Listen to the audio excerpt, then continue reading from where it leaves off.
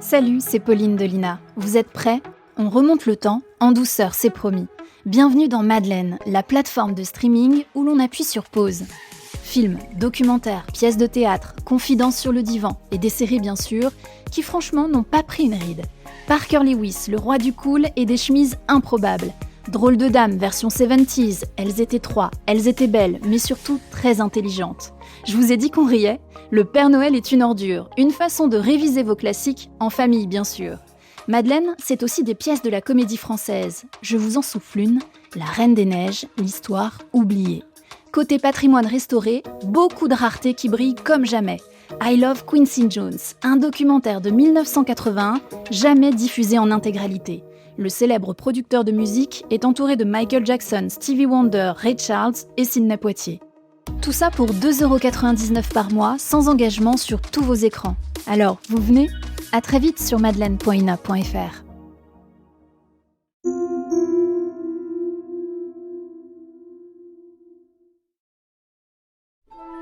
Ina Podcast vous propose La légende des chevaliers de la table ronde, autrement intitulé Le grand livre des aventures de Bretagne, une fiction de 33 épisodes de Romain Weingarten, réalisé par Georges Godebert.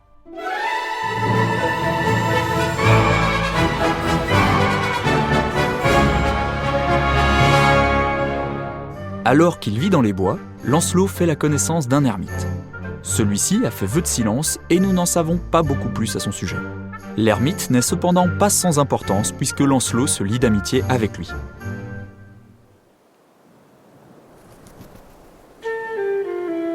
À partir du XIIe siècle, l'ermite est un personnage très présent dans la littérature médiévale. Dérivé du grec ancien eremos, le mot ermite signifie désert. Figure de la solitude volontaire par excellence, l'ermite, qu'il soit laïque ou religieux, est celui qui a choisi de vivre dans le désert, loin des hommes. En réalité, sa vie se déroule le plus souvent en milieu rural, loin de la ville et de la société. L'ermite est généralement de sexe masculin et son isolement est total. Il vit dans des cabanes, des grottes ou des abris rudimentaires, situés dans la forêt ou dans la montagne. Ce mode de vie remonte au 1er siècle du christianisme avec des figures emblématiques comme saint Antoine. Totalement reclus, l'ermite fait le choix de se priver de la présence des hommes et des plaisirs terrestres pour favoriser sa quête spirituelle. Sa vie est marquée par l'ascèse, la pénitence et une méditation profonde. Il mène une existence centrée sur la contemplation et met tout en œuvre pour cultiver un rapport unique au spirituel. Les enluminures des romans des XIIe et XIIIe siècles nous le montrent habillé en religieux, souvent barbu, le crâne dégarni, se tenant sur le seuil ou à la fenêtre d'une cabane qui, elle, se situe dans la forêt ou à l'orée d'un bois. Étonnamment, on y voit souvent l'ermite tendre les bras en signe de bienvenue à un chevalier. Cette rencontre relève purement de l'imaginaire littéraire. Paradoxalement, dans les romans de cette époque, c'est auprès de l'ermite que les exclus de la société réapprennent la sociabilité et redeviennent chrétiens, donc humains. Mais laissons là l'ermite et retournons au pont de l'épée.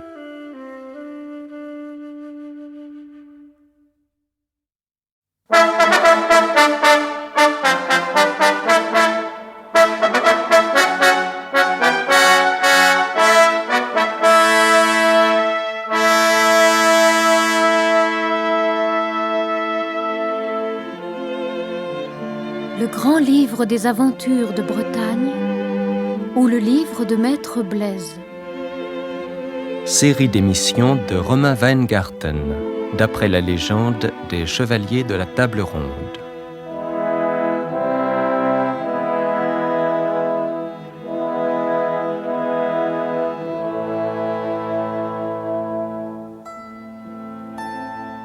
Musique originale de Georges Delerue. Équipe de réalisation, Didier Gervais, Claude Courteau, Monique Vignier, Maryvonne Noël et Georges Godebert.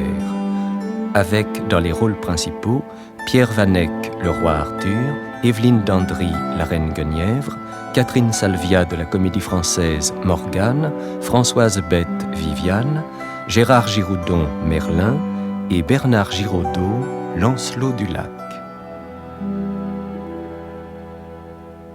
Aujourd'hui, 17e émission, La folie de Lancelot.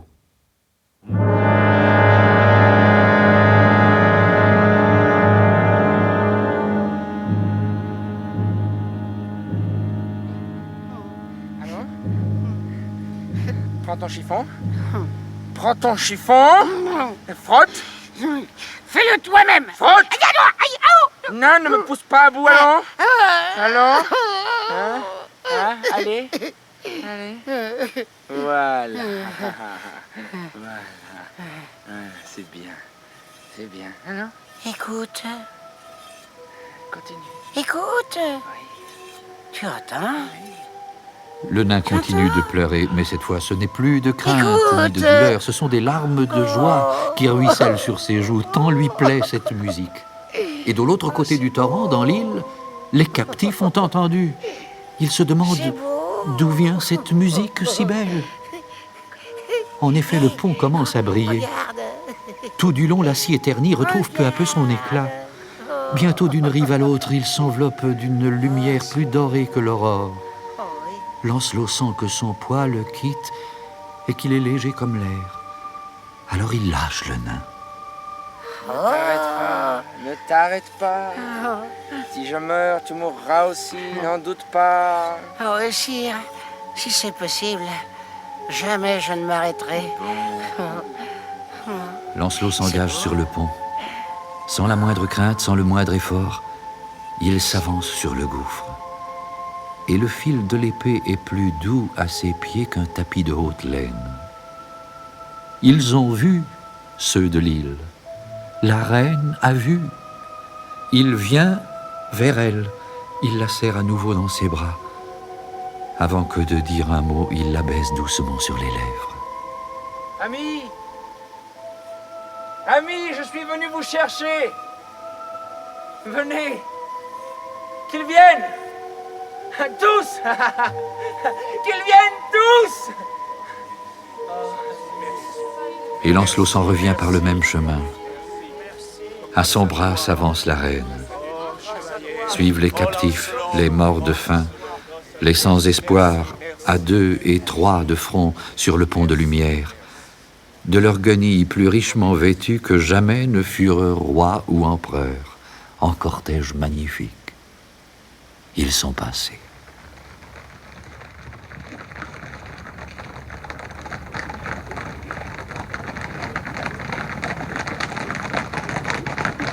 Dans l'île arrive Morgane avec ses chevaliers, pleins de rage.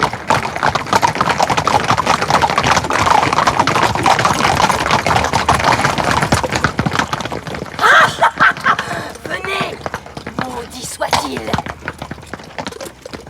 Ils s'élancent sur le pont, l'épée levée. Mais le petit gnome, grand musicien, leur fait une autre chanson.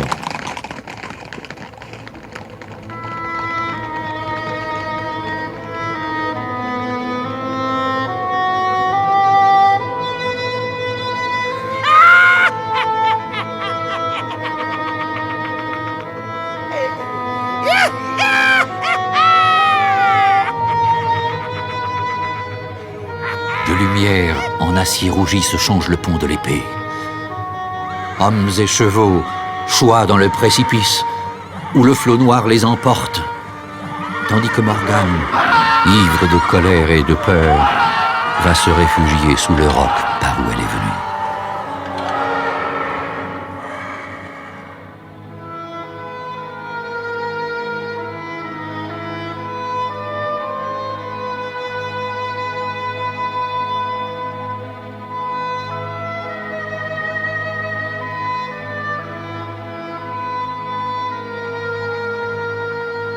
Après avoir triomphé de Morgane et de ses chevaliers au pont de l'épée, Lancelot accompagne la reine et les Bretons qu'il avait délivrés.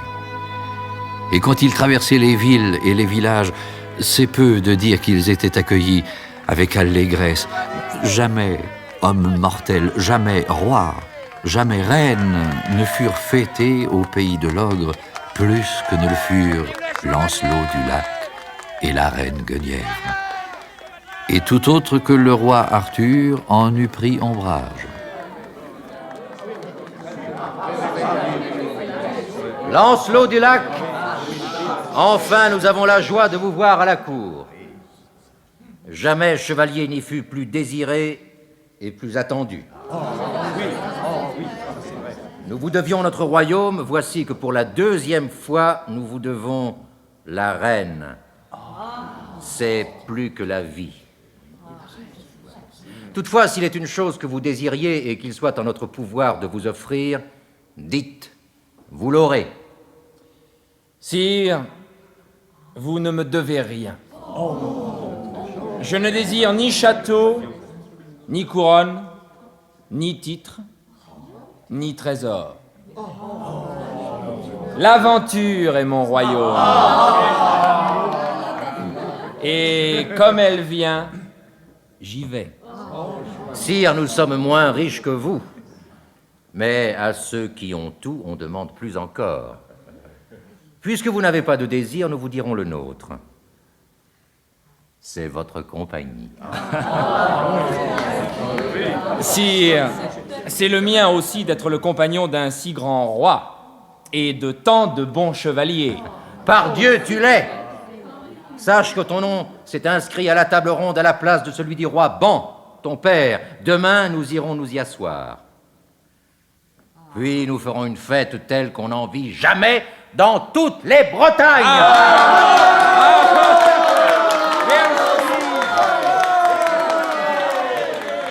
Alors Lancelot demanda la permission de se retirer, disant que le voyage l'avait fatigué. Et la reine vint le voir. Vous m'avez ramené. Que ferons-nous maintenant?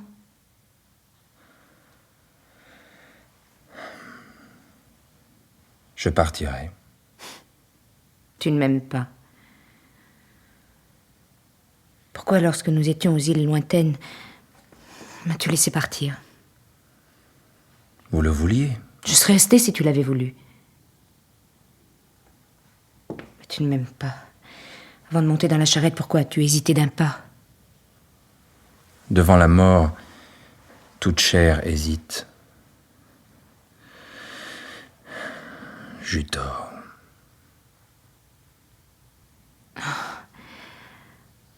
Oh, pardonne-moi.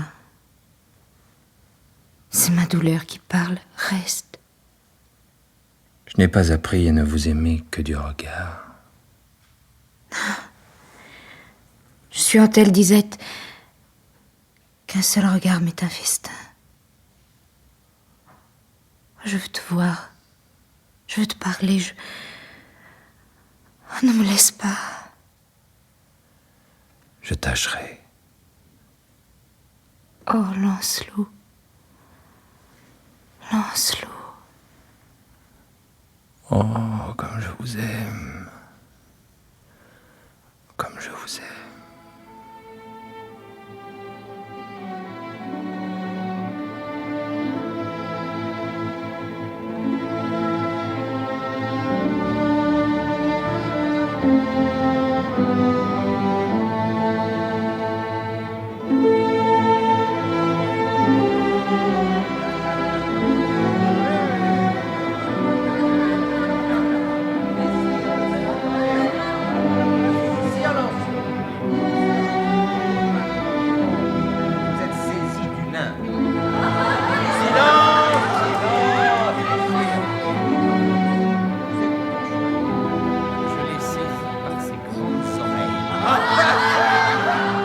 Lancelot alla retrouver le roi et les chevaliers pour le souper. Il y parut insouciant et gai, et l'on rit beaucoup lorsqu'il raconta comment il avait vaincu le nain du pont de l'épée en le tenant par les oreilles. On ne se sépara que tard dans la nuit. Lorsque tout fut silencieux au palais, Lancelot se glissa hors de sa chambre. Sans bruit, il gagna les écuries, il prit son cheval, et sans dire adieu, dans l'ombre, il s'en alla.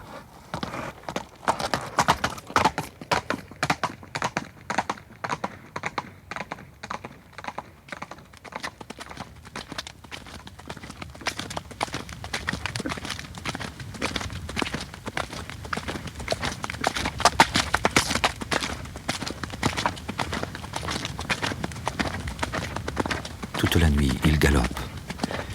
Il ne sent que le vent. Son cheval pense pour lui. Au matin seulement, avec les premiers rayons du soleil, vient la douleur. Jamais il n'a reçu tel coup de lance.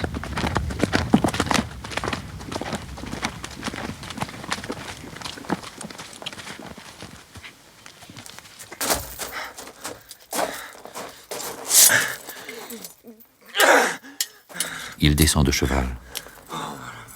Il tire son épée. Sur sa cuisse, il la brise. Il arrache ses habits. Il se jette au sol. Sa peine se change en fureur. Sa fureur se change en folie. De ses ongles, il griffe la terre. Comme une bête enragée, il mord à pleines dents l'ingrate marâtre. Maudissant les dieux, les hommes et lui-même, il se blesse au tronçon de l'épée. Le sang coule.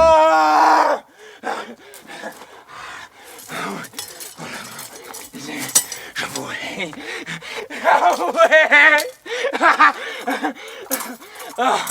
Oh non. Ses forces l'abandonnent. Il perd connaissance. Lorsqu'il revient à lui, le soleil est déjà haut dans le ciel. Il contemple ses habits déchirés, son épée brisée, son cheval qui l'attend. Lui ne les reconnaît pas. Avec sa raison, le souvenir est parti. Au loin s'en vient un chevalier. Il le voit. Il prend peur. Tout nu, couvert de terre, couvert de sang, il s'enfuit dans le bois, le pauvre fou. Lionel arrive, il cherche Lancelot. À la cour, on s'inquiète et Lionel, qui, seul, connaît le secret de son cousin, a compris. Et il voudrait le rejoindre. Il trouve les habits tachés de sang.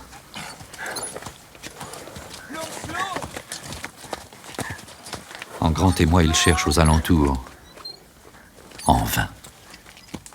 Lancelot a entendu, mais il ne connaît plus son nom. Il s'est caché derrière les arbres.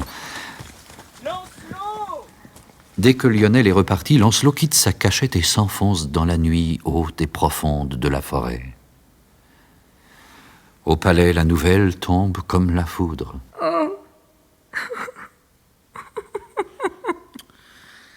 Dame, ne pleurez pas. Peut-être a-t-il été enlevé, comme vous. Blessé sûrement, mais rien ne dit qu'il soit mort. Nous le ferons chercher. Je n'aurai de cesse que nous ayons de ses nouvelles. S'il est vivant, je jure de le délivrer. Quand même, je devrais le chercher en enfer. Je le jure. Et la vengeance sera terrible. En vérité, jamais le malheur n'a suivi la joie de si près. Il y a de quoi pleurer, c'est vrai. Et que trop souvent, dans la balance de la joie et de la peine, les poids ne sont pas égaux.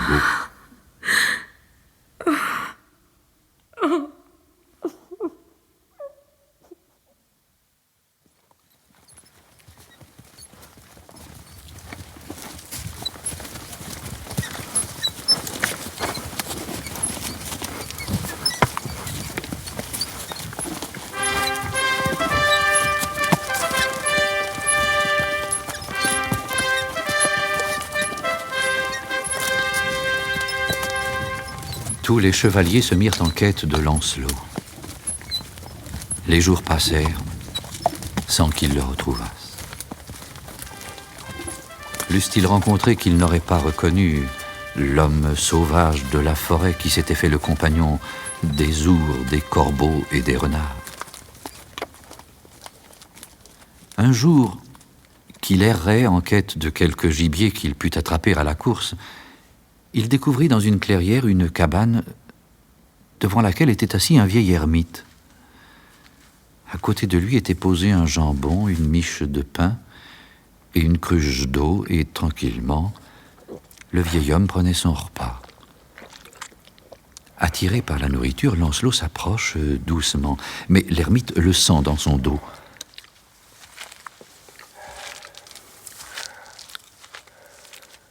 À l'aspect de l'homme nu et hirsute qui s'en vient vers lui, l'ermite, terrifié, court à la cabane où il s'enferme. Lancelot vide la cruche, s'empare du pain et du jambon et s'enfuit à nouveau dans la forêt.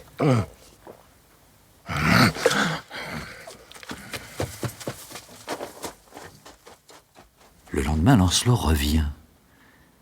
Ne voyant pas l'ermite, il va jusqu'à la cabane. Il colle son visage à la petite fenêtre. L'ermite le voit, se signe et tombe à genoux, pensant que sa dernière heure est arrivée.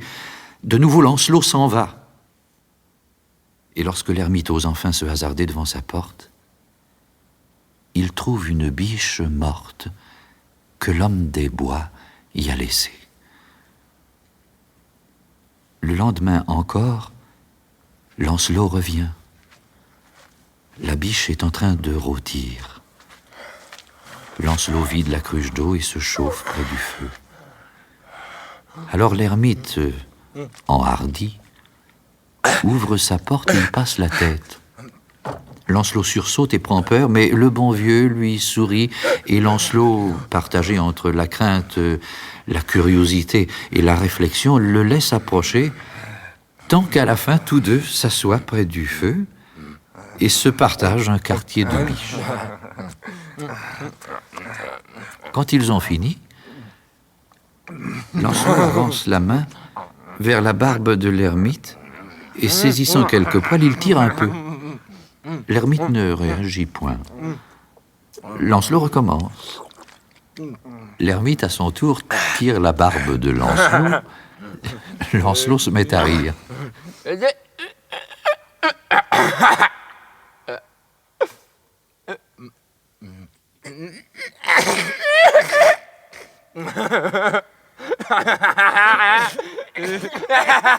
Le jeu continue. L'ermite se met à rire aussi. Jamais de leur vie, sans doute, ils n'ont ri de si bon cœur. Comme il n'en peut plus, Lancelot disparaît en courant parmi les arbres, laissant l'ermite tout heureux de s'être fait un ami. Tous les jours, Lancelot revient le voir. Chaque fois, il apporte un gibier. Ils prennent leur repas ensemble, sans jamais échanger une parole, car Lancelot en a perdu l'usage et l'ermite a fait vœu de silence. Et leur bonheur durerait longtemps encore, si un jour, Lancelot s'étant endormi sur le sable au bord d'une rivière, une barque n'était venue à passer, dans laquelle étaient 3 reines. L'une était la reine de Sorestan, l'autre était Sibylle, l'enchanteresse, et la 3e, la fée Morgane elle-même. Elles arrêtent la barque, descendent sur le sable et se divertissent à l'aspect de l'homme des bois.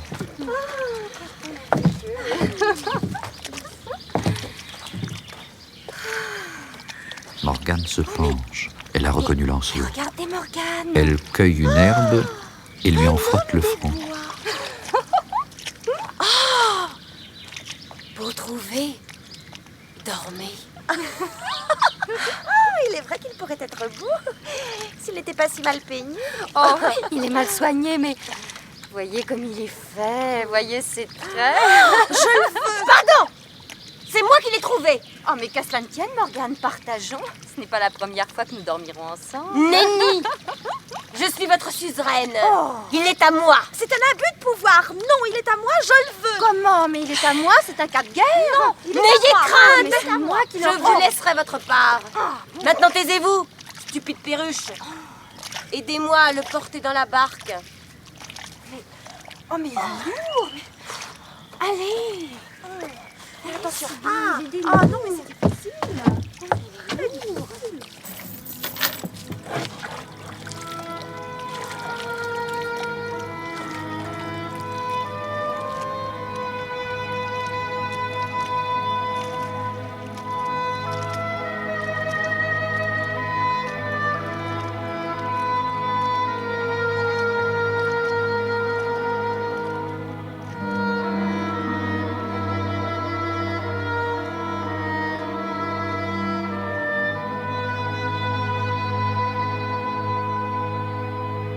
Lorsque Lancelot s'éveille, plusieurs jours après, il est couché sur un lit dans une chambre tout entière faite de petites vitres grillagées par où le soleil entre à flot.